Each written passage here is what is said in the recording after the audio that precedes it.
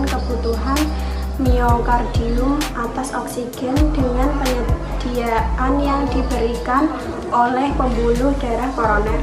Penyakit jantung koroner dalam suatu keadaan akibat terjadinya penyempitan, penyumbatan, atau kelainan pembuluh nadi koroner. Penyakit jantung koroner diakibatkan oleh penyempitan atau penyumbatan pembuluh darah koroner.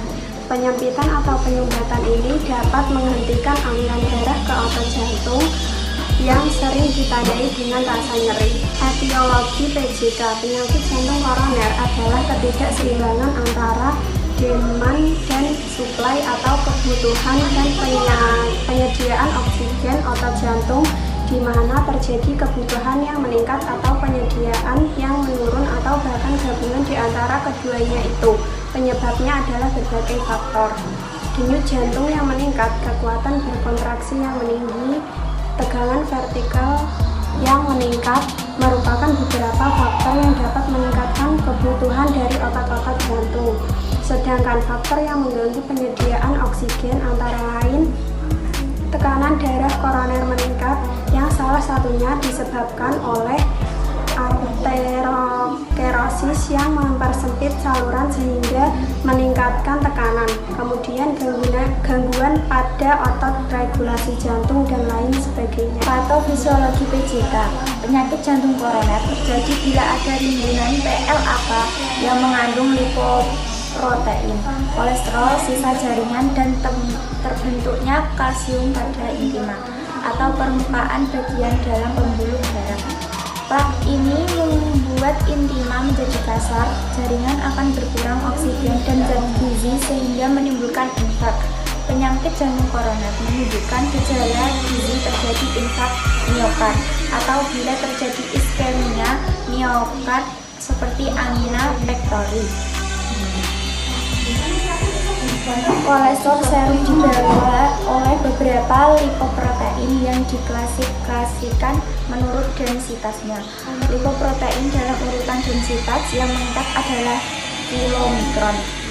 VLDL atau Very Low Density Lipoprotein, LDL atau Low Density Lipoprotein, dan HDL High Density Lipoprotein membawa hampir seluruh kolesterol dan merupakan yang paling aterogenik. HDL menurunkan risiko penyakit jantung ke hati. Tempat kolesterol di metabolisme dan diekskresikan orang dewasa dapat diklasifikasikan sebagai berisiko penyakit jantung koroner berdasarkan jumlah total dan kadar kolesterol LDL-nya. Penyebab jantung koroner. Salah satu penyakit jantung koroner adalah kebiasaan makan makanan berlemak tinggi, terutama lemak jenuh. Agar lemak mudah masuk dalam peredaran darah dan diserap tubuh, maka lemak harus diolah oleh enzim lipase menjadi gliserol. Sebagian sisa lemak akan disimpan di hati dan metabolisme menjadi kolesterol, pembentuk asam empedu yang berfungsi sebagai pencerna lemak. Berarti semakin meningkat pula kadar kolesterol dalam darah. Penumpukan tersebut dapat menyebabkan arteriosklerosis atau penebalan pada pembuluh nadi koroner atau arteri koronaria. Kondisi ini menyebabkan kelenturan pembuluh nadi menjadi berkurang. Serangan jantung koroner akan lebih mudah terjadi ketika pembuluh nadi mengalami penyumbatan. Ketika itu pula darah yang membawa oksigen ke jaringan dinding jantung pun berhenti. Gejala penyakit jantung koroner. 1. Dada terasa tak enak atau digambarkan sebagai mati rasa, berat atau terbakar, dapat menjalar ke pundak kiri, lengan, leher, punggung atau rahang. 2. Sesak napas. 3. Jantung berdebar-debar. 4. Denyut jantung lebih cepat. 5. Pusing. 6. Mual. 7. Kelemahan yang luar biasa. Faktor resiko penyakit jantung koroner. Faktor resiko penyakit jantung koroner ada yang membaginya dalam faktor resiko primer atau independen dan sekunder, yaitu 1. Faktor resiko primer. Faktor ini dapat menyebabkan gangguan arteri berupa aterosklerosis tanpa harus dibantu oleh faktor lain atau independen.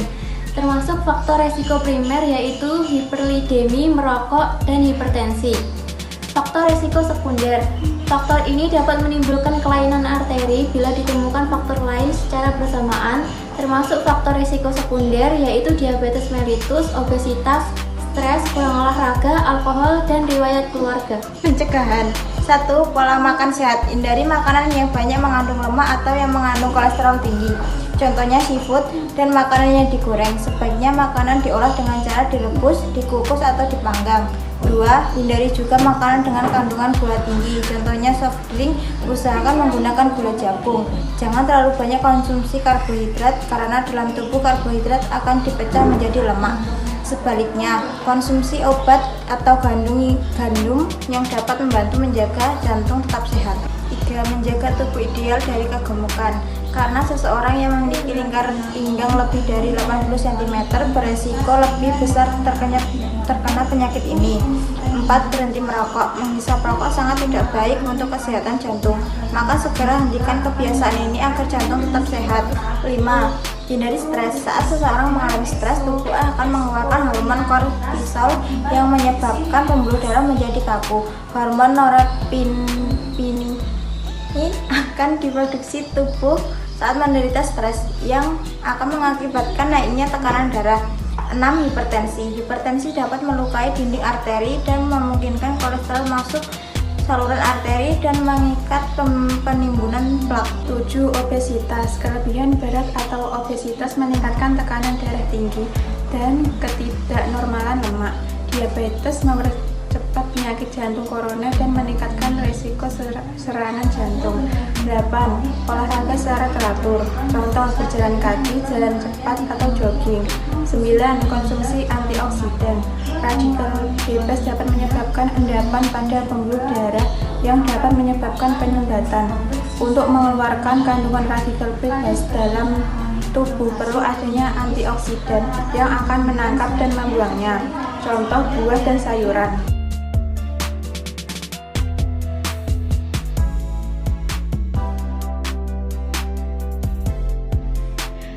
Hasil penelitian berdasarkan data WHO 2011 bahwa penyakit jantung merupakan penyebab kematian nomor 1 di dunia dan 60% dari seluruh penyebab kematian penyakit jantung adalah penyakit jantung iskemik dan sedikitnya 17,5 juta atau setara dengan 30,0% kematian di seluruh dunia disebabkan oleh penyakit jantung. Diperkirakan tahun 2030 bahwa 23,6 juta orang di dunia akan meninggal karena penyakit kardiovaskular. Di Indonesia, penyakit jantung juga cenderung meningkat sebagai penyebab kematian. Data Survei Kesehatan Rumah Tangga atau SKRT tahun 1996 menunjukkan bahwa proporsi penyakit ini meningkat dari tahun ke tahun sebagai penyebab kematian. Tahun 1975, kematian akibat penyakit jantung hanya 5,9%. Tahun 1981 meningkat sampai dengan 9,1%. Tahun 1986 melonjak menjadi 16% dan tahun 1995 meningkat menjadi 19%. Sensus nasional tahun 2001 menunjukkan bahwa kematian karena penyakit kardiovaskuler termasuk penyakit jantung koroner adalah sebesar 26,4% dan sampai dengan saat ini PJK juga merupakan penyebab utama kematian dini pada sekitar 40% dari sebab kematian laki-laki usia menengah. Hubungan berbagai faktor resiko terhadap kejadian penyakit jantung koroner pada penderita diabetes mellitus tipe 2 oleh Fatma Yuliani Fadil Onzil Deti Iriani. Penelitian bersifat analitik dengan desain cross-seksional komparatif. Jumlah sampel 176 orang yang terdiri dari 88 orang penderita DM dengan PJK dan 88 orang DM tanpa PJK. Pengolahan data dilakukan dengan uji C-square menggunakan sistem komputerisasi. Hasil penelitian menunjukkan bahwa faktor risiko yang berhubungan dengan kejadian PJK pada penderita DM tipe 2 adalah jenis kelamin P sama dengan 0,000, lama penderita DM P sama dengan 0,043, hipertensi P sama dengan 0,007,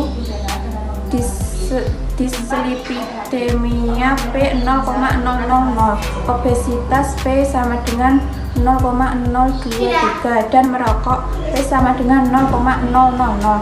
Kesimpulan, terdapat hubungan yang sangat bermakna P kurang dari 0,0001 antara jenis kelamin dislipidemia dan merokok dengan kejadian PJK pada penderita DM tipe 2 dan terdapat hubungan. Sekian presentasi dari kelompok kami, kurang lebihnya mohon maaf dan terima kasih. Wassalamualaikum warahmatullahi wabarakatuh.